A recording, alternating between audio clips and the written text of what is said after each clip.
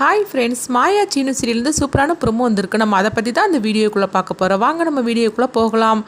சீனுவும் மாயாவும் வந்து ரொம்பவே சந்தோஷமாக பேசிகிட்டு இருக்கிறாங்க. அப்போ அங்கே பத்மா வராங்க. அவங்க ரெண்டு பேரும் சந்தோஷமாக இருக்கிறத பேசிகிட்டு இருக்கிறத பார்த்துட்டு சீனுங்க வா அப்படின்னு சொல்லி கூப்பிட்டுட்டு போகிறாங்க. அடுத்து பார்த்தோம்னா பத்மா வந்து சீனுக்கிட்ட பேசிகிட்டு இருக்கிறாங்க.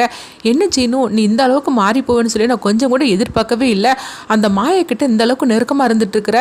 நீ ஏற்கனவே சொன்ன மாதிரிக்கு மாயாவை டைவர்ஸ் பண்ண தான் சொல்லிட்டு இருந்தேலா, அதுக்குள்ளே வேலையை நீ பார்க்க வேண்டியது அப்படின்னு சொல்லவும், அம்மா இன்னும் இந்த மாதிரிக்கு ஒரு முடிவை எடுக்க மாட்டோமா, நான் அவ கூட சேர்ந்து வாழணும்னு சொல்லி ஆசைப்பட்டுட்டேன், அதனால நான் அவ கூட சேர்ந்துதாம்மா வாழப்போற அப்படின்னு சொல்லவும், என்ன சீனு இந்த மாதிரிக்கு முடிவெடுத்திருக்கிற, அவள் என்ன எந்த அளவுக்குலாம் கஷ்டப்படுத்திருக்கா தெரியுமா, ஏன் என்னை அடிக்க கூட செஞ்சிருக்கிறா அப்படின்னு சொல்லும் போது, நீங்கள் சொல்கிறதெல்லாம் சரிதாம்மா, ஆனால் மாயா அந்த குடும்பத்துக்காக எவ்வளோலாம் பண்ணியிருக்கிறா, அதை நீங்கள் ஏன் நினச்சி பார்க்க மாட்டேங்கிறீங்க. உண்மையை சொல்லப்போனால் நானும் வந்து மாயா மேலே கோவத்தில் தான் இருந்தேன். ஆனால் எப்போ அவள் வந்து இந்த வீட்டை மீட்டு கொடுத்து என்னுடைய கடத்தெல்லாம் அடைச்சாலோ, இதுக்கு பிறகு மாயாவை நான் விட்டு கொடுக்குற மாதிரிக்கு இல்லை. மாயா கூட நான் சேர்ந்து தான் வாழ போகிறேன். நான் என் மனசை எப்படி நான் மாற்றிக்கிட்டேனோ அதே மாதிரிக்கு நீங்களும் உங்கள் மனசை மாற்றிக்கிடுங்கம்மா அப்படின்னு சொல்லிட்டு சீனு போகிறாங்க. இதை பார்த்துட்டு பத்மா வந்து எரிச்சலோடு இருக்கிறாங்க. அடுத்து பத்மா வந்து நினைக்கிறாங்க, இது இப்படியே விட்டுறக்கூடாது, நம்ம வந்து ஏற்கனவே சாருக்கு வாக்கு கொடுத்துருக்குறோம், அந்த வாக்கை நம்ம காப்பாற்றியே தீரணும், அதனால நம்ம வந்து அதாவது சீனுவுக்கும் சாருவுக்கும் தான் நம்ம கல்யாணத்தை பண்ணி வைக்கணும், அதுக்குள்ளே வந்து வேலையை நம்ம ஆரம்பிக்க வேண்டியது அப்படின்னு சொல்லிட்டு ஃபஸ்ட்டு ஒரு திட்டத்தை போட்டுருந்தாங்க. அது எப்படி பார்த்தோம்னா ரகுராமகிட்ட சொல்கிறாங்க, அண்ணா சாரு நம்ம இத்தனை நாள் தான் நம்ம வீட்டில் வச்சுருக்க முடியும், அதனால சாருவுக்கு ஒரு மாப்பிள்ளை பார்த்து கல்யாணம் பண்ணி வைக்கலான்னு நான் ஒரு முடிவு எடுத்திருக்கேனா, நீ என்ன சொல்கிற அப்படிங்கும்போது, நல்ல முடிவு தான் எடுத்திருக்கிற பத்மா, ஆமாம் நீ சொல்கிறது கரெக்டு தான், சாருவை நம்ம இத்தனை நாள் தான் வீட்டில் வச்சுருக்க முடியும், அதனால அவளுக்கு ஒரு மாப்பிள்ளையை பார்க்க வேண்டியது அப்படிங்கவும், அப்போ சாருவுக்கும் பார்வதிக்கும் ஒன்றுமே புரிய மாட்டுக்கு, என்ன இந்த மாதிரிலாம் அவங்க பேசிகிட்டு இருக்காங்க அப்படின்னு. அப்போ தரகர் வரவும், நல்ல ஒரு மாப்பிள்ளையை பாருங்கள், அது மட்டும் இல்லாமல் சாருவுக்கு வந்து கூடி சீக்கிரத்திலே கண்ணு வந்து பார்வை வந்துடும், அதனால அதையும் வந்து மாப்பிள்ளை வீட்டுக்கார்ட்ட சொல்லிடுங்க அப்படிங்கவும், உடனே அவரும் சரி அப்படிங்கிறாரு. அடுத்து சாரு வந்து கேட்குறாங்க, அத்தை உங்கள் திட்டம் தான் என்னது, எதுக்காக இந்த மாதிரிக்கு பண்ணிட்டு இருக்கிறீங்க அப்படிங்கவும், அப்போ அடுத்ததாக பார்த்தோம்னா தன்னோட திட்டத்தை எல்லாத்தையும் வந்து அவங்க சொல்கிறாங்க.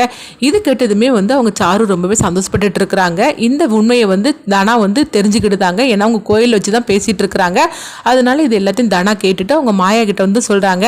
மாயா உடனே நினைக்கிறாங்க, ஓஹோ அதனால தான் அத்தை இந்த மாதிரிக்கு சாருவுக்கு மாப்பிள்ளை பார்க்கணும்னு சொல்லிக்கிட்டு வீட்டில் இந்த மாதிரிலாம் நாடகம் ஆடிட்டு இருந்தாங்களா, ஆக மொத்தத்தில் அவங்க வந்து சாருவுக்கு வேற ஒரு மாப்பிள்ளையை பார்க்க போறாங்க. கல்யாணத்துக்கு அன்னைக்கு மாப்பிள்ளையை வந்து ஏதாவது சொல்லி அவங்க வந்து ஓட வச்சுட்டு சீனுவை வந்து சாரு கழுத்தில் தாலி கட்ட வைக்கிறதா அவங்களுடைய பிளானா இருக்குல்ல அப்படிங்கும்போது, ஆமா மாயா அப்படிங்கிறாங்க. சரி அவங்க பண்ணட்டும் அப்படின்னு சொல்லவும், அடுத்து பார்த்தோம்னா தரகர் வந்து ரகுராம் வீட்டுக்கு வராங்க. அப்போ தரகர் வந்ததுமே அவங்க கேட்குறாங்க, என்ன ஏதாவது மாப்பிள்ளட்டுக்காரங்க வந்திருக்காங்கன்னு சொல்லி கேட்கும்போது, ஆமா அதை பற்றி தான் சொல்றதுக்காக தான் வந்திருக்குற அப்படிங்கவும், அப்போ பத்மா வந்துருந்தாங்க. சொல்லுங்க தரகர் அப்படிங்கும்போது, ஒரு மாப்பிள்ளட்டுக்காரங்க இருக்கிறாங்க அப்படின்னு சொல்லவும், அவங்கள்ட்ட நான் சாருவை பற்றி எல்லா விஷயத்தையும் சொல்லியிருக்கிறேன், சாருவுக்கு கூடிய சீக்கிரத்தில் கண் பார்வை வந்துடும், இப்போதைக்கு அவளுக்கு கண்ணு தெரியாது அப்படிங்கிற விஷயத்த நான் சொல்லிட்டேன் அப்படின்னு சொல்லவும், சரி நாளைக்கு அவங்கள வர சொல்லுங்க அப்படிங்கிறாங்க. இது வந்து மாயா வந்து கேட்டுட்டு இருக்கிறாங்க. அடுத்து பார்த்தோம்னா தரகர் அங்கேருந்து போகவும் மாயா வந்து அந்த தரகரை பிடிச்சி கேட்குறாங்க. அப்போ அவங்களுக்கு பணத்தை கொடுக்கவும், உடனே அந்த மாப்பிள்ளை யார் என்னன்னு சொல்லிட்டு எல்லா டீட்டெயிலுமே அவங்க சொல்லியிருந்தாங்க. அடுத்து பார்த்தோம்னா மாயா வந்து அந்த மாப்பிள்ளை வீட்டுக்காரங்க வராங்களா, அவங்கள தூக்கிடுறாங்க, தூக்கி ஒரு இடத்துக்கு கூட்டிகிட்டு போகிறாங்க. அப்போ பார்க்கும்போது அதாவது தனா வந்து அந்த இடத்துல இருக்கிறாங்க.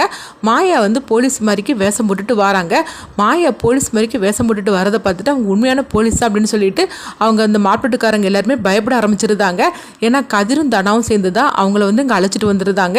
இவங்களை வந்து போலீஸ்காரங்கன்னு சொல்லிட்டு அவங்க பயப்பட ஆரம்பிச்சிருந்தாங்க. அடுத்து மாயா சொல்கிறாங்க, உண்மையை சொல்லு, நீங்கள் எல்லாரும் வந்து போலியானவங்க தானே அப்படின்னு சொல்லி கேட்கவும், உடனே அவங்க பயந்துட்டு, ஆமாம் நாங்கள் வந்து உண்மையான மாப்பிள்ளை நான் கிடையாது, நான் போலியான மாப்பிள்ளை தான், பணத்துக்காக ஆசைப்பட்டு தான் இந்த மாதிரிக்கு வந்து நான் நாடகம் ஆடுறதுக்காக வந்திருக்கிறேன் அப்படிங்கவும், உடனே மாயா சொல்கிறாங்க, அவங்க சொன்ன மாதிரிக்கு நீ கேட்டு நடக்கணும், ஆனால் அதுக்கப்புறவு நான் என்ன சொல்கிறேனோ அதே மாதிரி தான் நீ கேட்டு நடக்கணும், அப்படி மட்டும் இல்லைன்னு வச்சுக்கேன் உன்னை முட்டிக்கு முட்டி தட்டி நான் உள்ளே தூக்கி போட்டுரும் அப்படிங்கவோ, ஐயோ மேடம் அப்படிலாம் பண்ணிடாதீங்க, நீங்கள் என்ன சொல்கிறீங்களோ அதை தான் நான் கேட்டு நடக்க போகிறேன் அப்படிங்கும்போது, இப்போதைக்கு அவங்க என்ன பிளானில் வந்து சொல்கிறாங்களோ அதே பிளானில் நீங்கள் சரின்னு சொல்லிடுங்க, ஆனால் கல்யாணத்தை அன்னைக்கு நான் என்ன சொல்கிறேனோ அதுதான் நீங்கள் கேட்கணும் அப்படின்னு சொல்லவும், உடனே அவங்களும் சரி அப்படின்றதாங்க. அடுத்து பார்த்தோம்னா மாப்பிள்ளட்டுக்காரங்க எல்லாருமே வந்து ரகுராம் வீட்டுக்கு வராங்க. அப்போ பத்மா வந்து தான் வந்து என்னெல்லாம் சொல்கிறோமோ அந்த தான் அந்த மாப்பிள்ளையை சொல்ல போகிறாரு அப்படின்னு அவங்க வந்து ரொம்பவே சந்தோஷமாக இருக்கிறாங்க. அடுத்து பார்த்தோம்னா அந்த மாப்பிள்ளட்டுக்காரங்க சாரு எங்களுக்கு பிடிச்சிருக்குது அப்படின்னு சொல்கிறாங்க. அப்போ ரகுராம் வந்து சொல்கிறாங்க, சாருவுக்கு மாப்பிள்ளையை பிடிச்சிருக்கான்னு கேளுமா அப்படிங்கும்போது, எனக்கு என்ன இருந்தாலும் சரி தான், நீங்கள் என்ன முடிவு எடுத்தாலும் நான் சம்மதிக்கிறேன் அப்படின்னு அப்படின்னு சாரு சொல்லவும் உடனே வந்து ரகுராம் சொல்கிறாங்க, மாப்பிள்ளை எனக்கு பிடிச்சிருக்கு, அதே மாதிரிக்கு உங்கள் குடும்பத்தையும் எனக்கு ரொம்பவே பிடிச்சிருக்குது, கல்யாணத்தை கூடி சீக்கிரமே வச்சிடலாம் அப்படின்னு வந்து பத்மா வந்து அவசரப்படுத்துகிறாங்க. சரி பத்மா, நீ சொல்கிற மாதிரிக்கே கல்யாணத்தை வந்து நம்ம கூடி சீக்கிரத்தில் நம்ம வச்சிடலாம் அப்படிங்கிறாங்க. இதெல்லாம் பார்த்துட்டு மாயை வந்து சிரிச்சுக்கிட்டு இருக்கிறாங்க. எல்லாம் பண்ணுங்க, கடைசியில் நான் என்ன நினைக்கிறேனோ அதுதான் நடக்க போகுது. எனக்கு ஆப்பு வைக்கணும்னு சொல்லிட்டு நினச்சிட்டு இருக்கிறீங்க, என்னையும் சீனும் பிரிக்கிறதுக்காக இதெல்லாம் பண்ணிட்டு இருக்கிறீங்க.